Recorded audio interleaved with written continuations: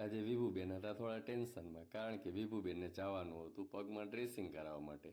વૈભવીબેનને સમજાવતા વૈભવીબેન થઈ ગયા રાજી કે ચાલો પપ્પા આપણે જઈએ ડ્રેસિંગ કરવા માટે. પછી નીકળ્યા ઘરની બહાર. અમે પહોંચી ગયા ડૉક્ટર સાહેબના ક્લિનિકે. ડૉક્ટર સાહેબને મળી ડૉક્ટર સાહેબે એમના હાલ અહેવાલ પૂછ્યા, તબિયત પૂછી, પછી કર્યું ડ્રેસિંગ ચાલુ. ડ્રેસિંગ કરતાં કરતાં વિભુબેન કહે કે સાહેબ આ ઢીંગલાને પણ ઇન્જેક્શન આપવાનું છે.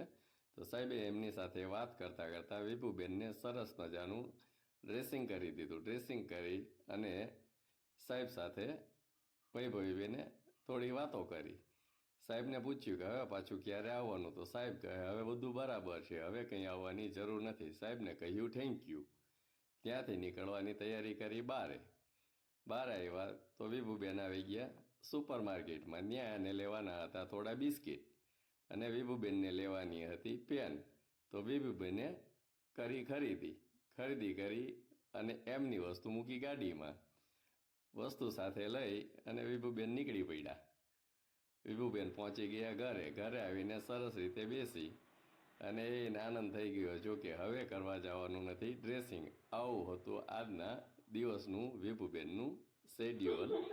ધન્યવાદ.